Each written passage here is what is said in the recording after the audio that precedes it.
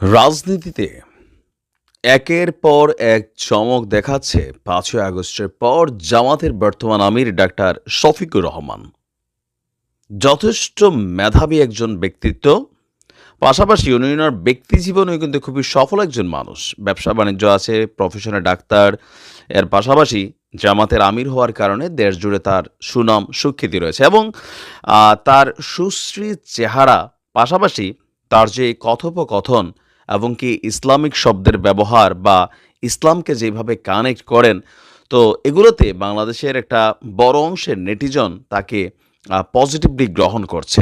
Media কাভারেজও মোটামুটি পাচ্ছেন। তো এর মাঝখানে জামাত নিয়া জামাতের আমির যত মিষ্টি মিষ্টি বা সুন্দর কথা বলেন, অপরদিকে বাংলাদেশের আর একটা বড় শক্তি চরমোনাই গ্রুপ। সেই গ্রুপটা প্রতিনিয়ত জামাত একটা ভণ্ড, জামাত ধর্ম ব্যবসায়ী, এরকম নানান শব্দ তারা প্রতিনিয়ত কিন্তু বলতো। লম্বা একটা সময় জুড়ে জামাত এবং চরমোনাইয়ের অনুসারীদের মধ্যে অফলাইনে অনলাইনে একটা শত্রুতা দ্বন্দ্ব, একে অন্যকে ঘায়েল করার জন্য অনেক কথা বলতেন। এখন দুইটা দলই তারা ইসলামিক লেবাসে চলেন, দুইটা দলই তারা ইসলামের শাসন কায়েম করতে চান এই দেশে, কিন্তু আদর্শিকভাবে তাদের যেই ফারাক, সেই ফারাকের কারণে এই দেশে ইসলামী যে দলগুলো আছে তারা কখনো রাষ্ট্র ক্ষমতায় যাওয়ার সুযোগ নেই। তবে এই বিষয়টা একটু দেরিতে হলেও বুঝে গেছে জামাত এবং চরমোনাই সহ। হয়তো মাওলানা মামুনুল হক সাহেবের যে হেফাজতে ইসলাম আন্দোলন, হেফাজত ইসলাম, ইসলামী আন্দোলন বাংলাদেশ, যতগুলো রাজনৈতিক প্ল্যাটফর্মের নেতারা আছেন একজোট হচ্ছেন। অলরেডি জামাতের আমির যে উদ্যোগ নিয়েছেন গতকালকে, অসম্ভবকে এক ধরনের সম্ভব করার পথে আমরা দেখছি জামাতকে। দর্শক, দুই চিরশত্রু ক্ষমতাকে পাওয়ার জন্য এখন মিত্রতে পরিণত হচ্ছে।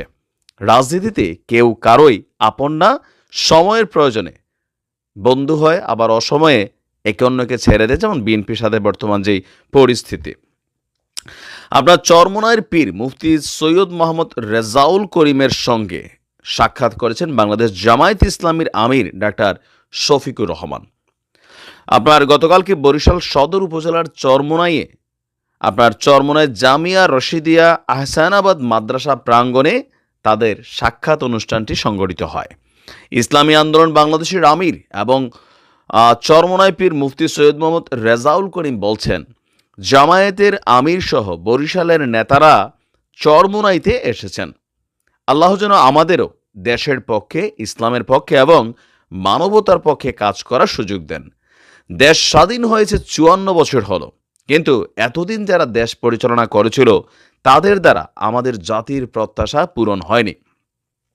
আমরা সবাই মিলে পরামর্শ ভিত্তিক এই দেশটাকে ইসলামের পক্ষে, মানবতার পক্ষে সুন্দরভাবে কাজে লাগাতে পারি।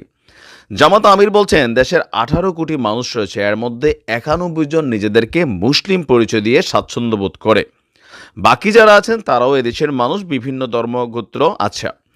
তো আমরা সবাই মিলিয়ে বাংলাদেশ, এই দুই দলের সম্পর্কের উন্নয়নের বিষয়ে তিনি বলছেন যে আমরা আগে থেকে বলে আসছি, ইসলামের পক্ষে যেন আমরা একটা বাক্স পাঠাতে পারি, সেই চেষ্টা আমাদের চলমান। ডাক্তার শফিক বলছেন, গত 5ই আগস্টে যে আমরা নতুন স্বাধীনতা পেয়েছি, এর মাধ্যমে ইসলামের পক্ষে একটি ভালো ক্ষেত্র তৈরি হয়েছে। সেই ক্ষেত্রে যদি সময় উপযোগী পদক্ষেপ নিতে না পারি, তাহলে এটা আমাদের জন্য অকল্যাণ এবং দুর্ভাগ্যের। এই জন্য আমরা সবাই একত্রিত হয়ে দেশ গড়ার ক্ষেত্রে যেন কাজ করতে পারি, সেক্ষেত্রে আপনার আমরা একই পথে হাঁটছি। সোজা বাংলা আমরা যদি বলি, বিএনপির বিরুদ্ধে জামাতকে যদি ক্ষমতায় যেতে হয়, তারা ইসলামিক ভাবাদর্শ যেটা তারা মাঠে প্রচার করছেন বা তারা ক্যারি করেন, তারা দাবি, তাহলে হেফাজত ইসলাম এইটাকে 100% লাগবে, মাওলানা মামুনুল হক দল। পাশাপাশি হচ্ছে আপনার এই ইসলামী আন্দোলন বাংলাদেশ মানে চরমোনাই টিম, এর পাশাপাশি লাগবে আরও কিছু, ওই যে আপনার আলিয়া, সুন্নি, আরও কী কী যে টিমগুলো আছেন। তারপর তাবলিগ, বিশাল একটা টিম তাবলিগের। তবে তাবলিগের মধ্যে বিভাজন আছে, সাতপন্থী, জোবায়েরপন্থী। যারা জোবায়েরপন্থী তারা হচ্ছেন হেফাজতপন্থী, আর সাতপন্থী যারা, এদেরকে বলা হয় যে আওয়ামী লীগপন্থী। তো এই যে বিশাল অনেকগুলো গোষ্ঠী আছে বাংলাদেশের, ছোট বড়, সবগুলা গোষ্ঠী যদি একত্রিত হয়, জামাতে উদ্যোগ কিন্তু নেওয়া শুরু করছে। প্রথম নিচ্ছে চরমোনাইরে।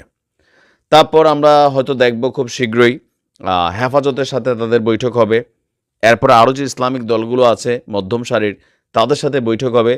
তারা সবাই যদি একজোট হয়, তাহলে বিএনপির জন্য কিছুটা ধাক্কা তো পড়বে। তবে এই টিমগুলো যদি আলাদা আলাদা কাজ করে, এরা কেউই রাষ্ট্র ক্ষমতায় এককভাবে যাওয়ার সক্ষমতা নেই। এটা জামাত বোঝে। আবার এবার দেখেন জামাতের রাজনীতিতে আরও একটা পরিবর্তন, অমুসলিমদেরকে তারা টানার চেষ্টা করছে, নানানভাবে তাদের প্রোগ্রামে যাচ্ছে, বিতর্কিত হচ্ছে, বাট তারা কাজ বন্ধ করছে না। আপনার কি মনে হয় জামাতের এই পদক্ষেপে বিএনপির জন্য কি আসলে কোনো ধরনের ক্ষমতায় যাওয়ার পথে বাধা তৈরি করবে নাকি করবে না? লিখতে পারুন। আসসালামু আলাইকুম।